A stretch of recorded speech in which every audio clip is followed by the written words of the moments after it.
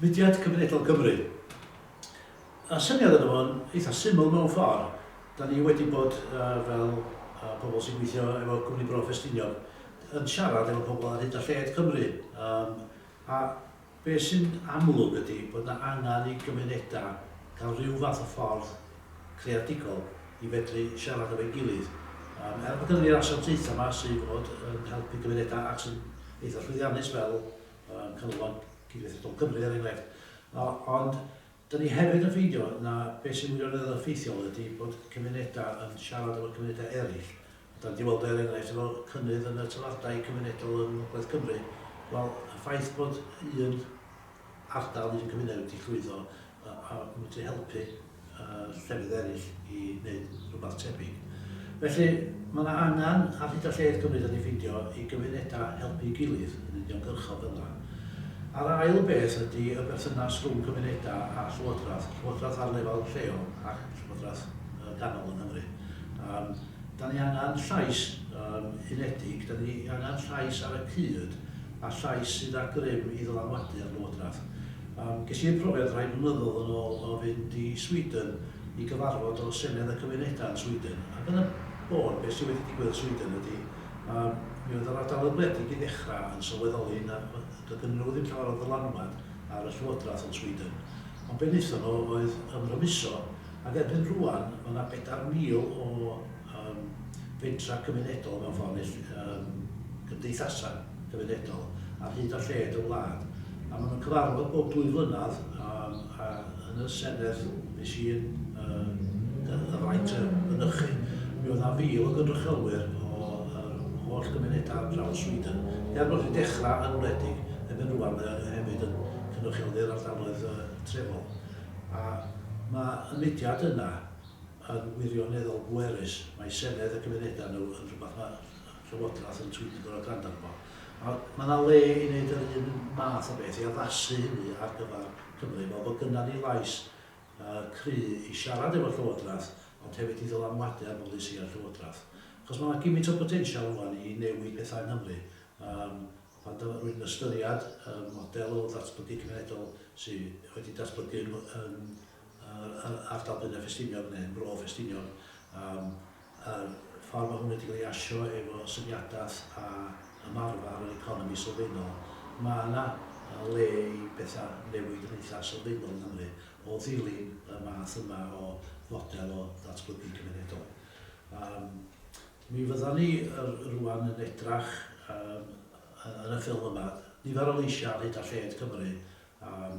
Enghraifft, mae Kerry Cunnington sydd yn gweithio fel swyddog datblygu efo cwmni Bro Ffestiniog yn mynd i esbonio ffordd mae pethau wedi datblygu yn Bro Ffestiniog. A'r ffordd mae Bro Ffestiniog yn dechrau cydweithio efo cymunedau eraill. Rheswm da ni fel cwmni Bro yn gweld gwerth i sefydlu Mudiad Cymunedol Cymru ydy ers 2017 wan ac bellach yn ôl cyn hynny.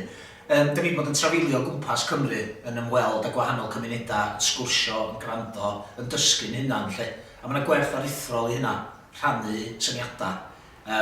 Dwi'n licio galw fo The Driving Miss Daisy Years, pan oedd VSL yn dreifio gwmpas Cymru. Ond mewn difri, yn enwedig rwan, dwi'n meddwl mae'r pandemig yma, a dwi'n licio defnyddio'r pandemig yma.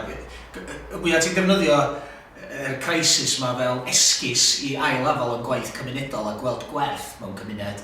Mae chydig bach yn bonkers, ond yn amlwg rwan, yn amlwg fwy nag yn erioed, mae yna gyflan fan hyn. Da ni'n gweithio'n agos efo Nantlla, a Gogwen, a mae yna werth aruthrol yn hynny. Dwi'n meddwl, ar diwedd y dydd, rhaid i ni fel cymunedau, fel gwlad, fel cymuned o gymunedau, penderfynu be gall cymunedau wneud, be ydi rôl yr awdurdod lleol a be ydi rôl llywodraeth, a mae'n cychwyn efo'r gymuned o hyd. Ac os fydda ni gael y sgyrsiau ma'n digwydd o cymuned i gymuned ac yn dysgu o gymuned i gymuned, mae'r posibiliadau yn ddi-ddiwedd, dwi'n meddwl. Mae resultod yn mynd i esbonio dipyn bach o y profiad mi oedd yng Nghymru, y profiad cadarnhaol a negyddol o cymunedau gyntaf a'r gwersi ar gyfer creu mudiad cymunedol heddiw. Gallu cofio yn y dyddi cynnar Cymru gyntaf, ac cyn hynny hefyd, pwer o gael rhyw fath o lais casgliadol ar gyfer ar ran ledled cymunedau. Oedd y hen fudiad Cymru fel Cymru, datblygu Cymunedol Cymru, oedd hynny yn perfformio'r rôl yna yn dda ar y cyfan. Cafodd ei anhawsterau hefyd. Mae yna beth yw gair, sort of, rhyw fath o sort of blwch yn y sector. Mae lot o sort of tir, beth yw gair, sort of tir gyffredinol rhwng gymunedau. Pan ti'n sôn am tlodi teuluoedd, addysg, yr amgylchedd, newid i'r hinsawdd ac yn y blaen. Mae yna lot o tir gyffredinol. Ac yn efallai dan y lle dyn ni'n gallu adeiladu solidarities rhwng cymunedau ac ledled nhw hefyd. Fi'n gwybod cysylltiadau rhwng cymunedau yng Nghaerdydd a Blaena, enghraifft, ond sort of exception to the rule ydyn nhw. A fi'n gallu cofio'n y dyddiau cynnar o cymunedau gyntaf, ac o'n i'n sôn am pethau da, fi'n meddwl, fi'n cofio bod hwn yn rhywbeth hynod werthfawr i'r rheini sort of yng nghanol y proses hynny. Oedd cyfnewidiau, exchanges, lle bydd y pobl yn mynd efallai i'r gogledd. Fi'n gallu cofio menywod Somali o Gaerdydd yn ymweld â Pheblyg yn Caernarfon, ac yn pobl o Pheblyg yn dod lawr i Bewtown. Bydd y pobl o Pheblyg yn dod i Gaerdydd ar weithiau, ond ddim efallai i Bewtown, ddim i'r dociau. Ac oedd hwn yn bwerus iawn i'r pobl. Fi'n sôn am, sa'n gwybod, 2003, 4, 5 efallai, ddim yn hwyrach na hynny. So mae cyfnewidau, mae hwn yn holl bwysig ac os bod ni'n gallu adeiladu, dwi ddim yn gwybod y gair Cymraeg, sort of solidarities rhwng pobl, lle dyn nhw'n gallu cydnabod beth sydd gynnon ni mewn gwrthredyn. Fi wedi bod yn ffodus trwy'r rhaglen, trwy'r cymuned gyntaf, fi wedi ymweld â, fi wedi teithio ledled Cymru, o fôn i fynwy, ac fi wedi bod yn dwlu am hynny, fi wedi dysgu hen gymaint am bobl, am gymunedau, am iaith, diwylliant, hanes, ti'n sôn amdano. Ddim yn nabod popeth, wrth gwrs, ond mae hwn wedi helpu fi i tyfu ac yn dod yn gyfarwydd ar yr hen herion presennol efallai, peth o blaen. Mae hwn yn holl bwysig ac mae pobl sy'n cael ei cadw ar wahân yn gilydd, dyn nhw ddim yn gryf, maen nhw'n hawdd i cael ei, hawdd i bobl eraill, neu mudiadau eraill, neu diddordebau eraill i sort of manipulatio nhw. Ac yn y sefyllfaoedd gweitha yn cael ei sort of bwrw yn ei erbyn ei gilydd hefyd. Ac mae Cymru yn rhy fach am hynny ar y ddiwedd y dydd. So leisiau, gweithio trwyddyn nhw, canfasio nhw, gweithio trwy fudiadau, rhwydweithio lleol mwyn i clywed y lleisiau, ac yn wedyn dod nhw at ein gilydd, ac yn wedyn dod at y pobl at ein gilydd. Pan mae'n ddiogel, pan mae'r holl bwrlwm fan hyn wedi dod i ben, groes i bysedd, dyna beth hoffni'r mudiad yn hoffi weld yn neud. Mae Mel sydd yn gweithio efo partneriaeth Ogwen, mae hi wedi sôn am y ffordd mae Cwmni Bro Ffestiniog, partneriaeth Ogwen a Criw yn Nantlla yn cydweithio a gymaint o gryfdar sydd yna o'r cydweithio yna o rannu profiadau. Ers fi ddechrau gweithio yn y sector gymunedol blynyddoedd yn ôl bellach, mae yna wagled i bod, achos da ni gyd yn gweithio mor galad, weithiau mae'n eitha anodd codi dy ben fyny uwch y parapet i fatha i weld be mae bobl eraill yn neud, ond hefyd i ddysgu a cyd ddysgu gan ein gilydd. Dwi wedi bod ddigon lwcus mewn ffordd i fod yn cydweithio efo Cwmni Bro a Siop Griffiths trwy rwydwaith Dolan dros y 2 blynedd dwytha. Dwi hefyd yn rhan o rwydwaith llechi glo cefn gwlad, so mae hwnna wedi bod yn gyfle i fi ddechrau ymestyn allan a dod i nabod mentra cymdeithasol eraill ar draws Cymru. Ond i fi, mae yna wagle o ran rhyw fath o fudiad cenedlaethol sy'n gwneud be da ni'n gwneud trwy dolan a trwy llechi glo ac yn gwlad. So be da ni angen mewn ffordd ydy mudiad cenedlaethol sy'n dod â ni at yn gilydd ac yn gweu ni gyd mewn gilydd ac yn cryfhau'n llais ni de. A hwnna di'r peth pwysig, dwi'n meddwl. Mae yna, dwi'n yn gwybod be ydi o, weithiau sa chdi'n gallu deud bod yna ryw elfen nawddoglyd bron tuag at y sector gymunedol. O ia, mae Mel yn gwneud rhyw waith gwirfoddol, mae Mel yn gwneud rhyw waith cymunedol, a di bobl ddim yn sylweddoli gwerth anferthol y sector yma. Dod yn economaidd, yn amgylcheddol, yn ddiwylliannol, ond y fwy na'n byd yn gymdeithasol de. Mae'n impact ni ar ein cymunedau yn anferth. Felly i fi, be fysa mudiad cenedlaethol hefyd yn ei wneud ydy rhoi cydnabyddiaeth i'r sector, cryfhau'n llais ni, a'n dylanwad ni siŵr o fod, achos mae'n siŵr bod yna fwlch wan does rhwng llywodraeth a polisia ar y lefel genedlaethol, a hefyd awdurdodau lleol mewn rhai siroedd, bwlch rhwng y sector cyhoeddus a'r sector gymunedol allweddol yma da ni'n gweithio yn fi. Oedden ni wedyn yn troi at Sarah Lloyd Jones, a mae hi yn esbonio y gwaith mae hi wedi bod yn ei wneud yn y rhondda yn benna, ond hefyd efo mudiad cenedlaethol yr enw Talwrn. A beth di Talwrn y bôn, fel mae Sarah'n esbonio, ydy nifer o gynrychiolwyr mudiadau gymunedol ar hyd a lled Cymru yn dod at ei gilydd, a'r cryfder sy'n yna o dim ond cael y cyfle i gyd drafod ac i gyd dysgu. Felly mewn ffordd mae'r syniad o mudiad gymunedol Cymru yn ymestyngiad ar y profiad yna o Talwrn. We developed a group of, I don't know how you would describe them, but people who are active in community and voluntary organisations across Wales called Talwrn. And it's an informal group that is just about people getting together and talking about their work, sharing understanding, sharing learning, and developing critical thinking.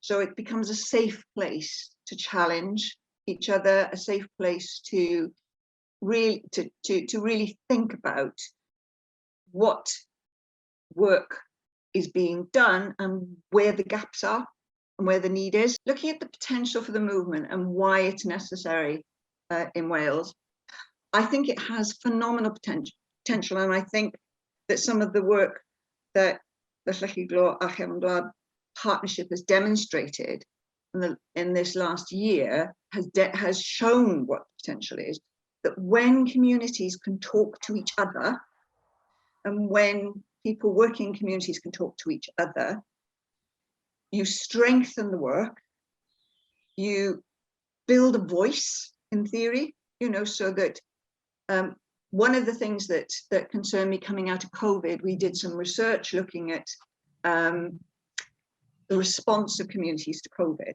And what was really interesting and valuable was seeing how strongly communities responded when there was a clear and definite need.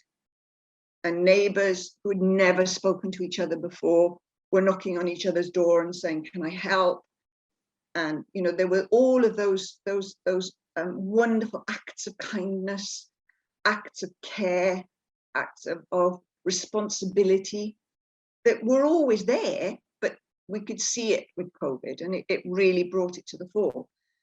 But I've been to a few meetings since that have looked at how we responded to COVID, and that community voice is never there. It's the voluntary sector is there, people like me, but that doesn't necessarily equate to the community, and there isn't really a voice that is saying this is what we can do in a community. And, you know, the danger then becomes that you get people in the public sector particularly, but even in the voluntary sector as well, who will say, right, we need to use volunteers to deliver a whole public agenda. How can we harness this volunteer effort and get them, you know, to tackle poverty, get them to tackle disadvantage, and so on and so forth. And that's not what COVID showed. COVID showed that people respond because they care about what they see around them, not because they were asked by the local authority or by Welsh government or whatever. I mean, some people did respond to the NHS call for volunteers, but so I think there's that issue about how we can become stronger, how communities become stronger if they can come together with a voice. So I think, yeah, I think it's important because it will provide a forum for people to come together and learn from each other and then therefore build strength. I think it's important because it will provide a voice for the community sector where there basically isn't a voice at the moment. And it's important because it will help everybody better understand ways to support communities. Mi fyddwn ni'n troi at Dave Horton, sy'n gweithio efo Mudiad Es yn Caerau yn Nghaerdydd. Mae Dave efo llawer o brofiad yn y maes yma. A mae o'n wedi sôn am sawl beth o can gynnwys yr rhwydweithiau sydd wedi datblygu yn ardal Caerdydd ac yn ehangach. A mewn ffordd, mae'r rhan o syniad o Mudiad Cymunedol Cymru ydy bod yna rhwydweithiau yn bodoli yn barod, enghraifft fel arw rhwydwaith yn bod rhwng Nantlla, Ogwen a Bro Ffestiniog. Mae yna rhwydweithiau wedi datblygu dan ofal planed yn Sir Benfro. Wel, mater ydy o ddod ar rhwydweithiau yna at ei gilydd yn ogystal â mudiadau cymunedol unigol ac yn y blaen, fel bod hein yn medru cael ei gynrychioli ar lefel cenedlaethol ac os o'n cryfhau yr holl rym os ac yna ni fel cyfras o fel rhwydwaith o rhwydweithiau ar draws Cymru. We're really focused on what we can do together as a community within our community. And we're dealing with some quite severe need at times. Our community is one that has struggled over many years with the loss of almost all its local employment, which was good quality kind of manufacturing industry and a paperworks and a brewery and a jam and pickle factory and all these kind of jobs and work that was in the community. So we have a legacy of, I guess, unemployment, but even more than that now, a legacy of sort of in-work poverty, really. So people working, but in service sector jobs in town that are insecure, low-paid, part-time. So we have all the issues you'd expect in a large community that struggles with low incomes and poverty, from kind of a mental health crisis, which has been made even worse by the pandemic recently, health problems, educational challenges, all kinds of things. So we're trying to tackle those, and our grounding is that we try and develop approaches to those things together, but very quickly come up against a whole range of challenges that relate to that are related to decisions that are made by people in positions of power, people in government, people in local and national government, employers, what they choose to pay people and the conditions they choose to put people under. So we became very aware very quickly that actually there are some things that you can't change just as an organization within your community and as a sort of small movement of people in your community, that you have to build alliances outside of that, that you have to find ways to influence policy and decisions that are being made higher up that impact on everything from what benefits people are paid to what wages they're paid, to what kind of support they receive when they have children arrive in the family. There's a whole, endless, really, number of issues that are impacted by those policy decisions. And we need to get beyond the only influence we have on those things being that we vote every 4 or 5 years. So for me, the movement is very much about bringing an alliance of people together who understand each other, who are developing these kind of asset-based approaches in their own communities, who know their communities really well and have strong long-term roots in those communities, but who are able to work together and say, actually, we think policy and politics need to be built on the efforts and the energy that exists in communities. And a really good example of where I think we haven't seen that happen has been in the response to the pandemic, where right from the beginning there was this excitement that local communities were mobilising. They were building mutual aid networks and desperate to volunteer. If you remember right at the beginning, there were thousands of people who were offering themselves as volunteers.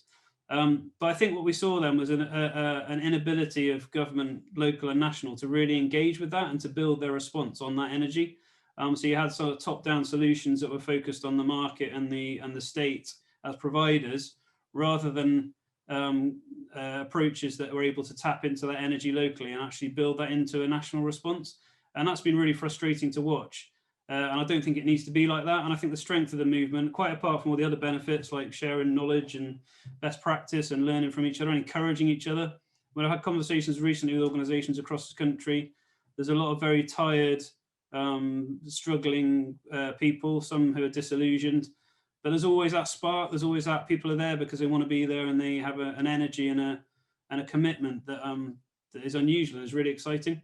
So I think the strength of the movement is beyond all that kind of bringing us together for mutual support and learning, is to actually create some power and actually be able to influence the way government deals with communities, and to try and find together with them approaches that actually build on that local energy and don't always offer top-down solutions that fail to acknowledge and celebrate the efforts that communities are making for themselves. Yn ola, da ni'n troi at Chris Jones, sy'n gweithio i ymgyrraedd adeiladu cymunedau PCT, Communities Trust, yn Nghymru.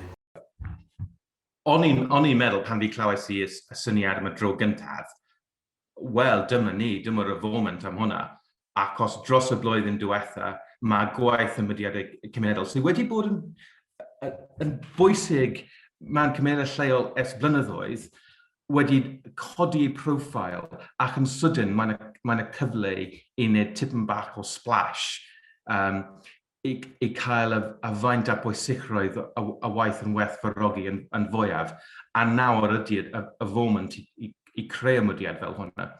So o'n i'n meddwl mae amseru y gwaith yn perthau. I BCT mae waith hwn yn bwysig iawn.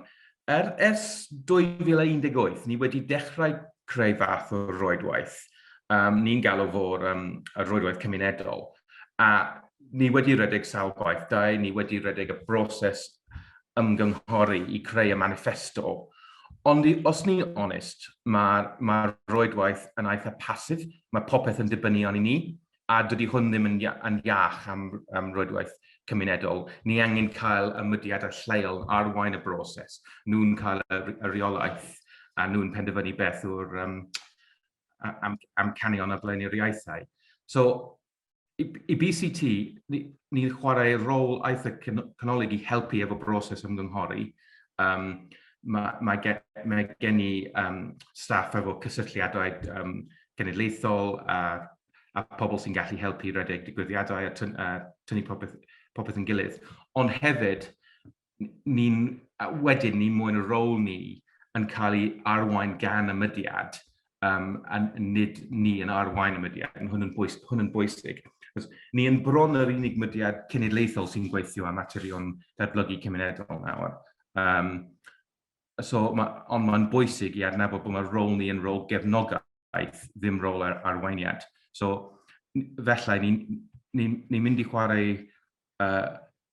rôl bwysig dwi'n credu yn gweithio efo'r ymwediadau eraill sy'n tynnu hwn yn gilydd, ond wedyn ni angen bod yn fodlon i gwrando at beth mae'n aelodau o'r ymwediad newydd yn dweud.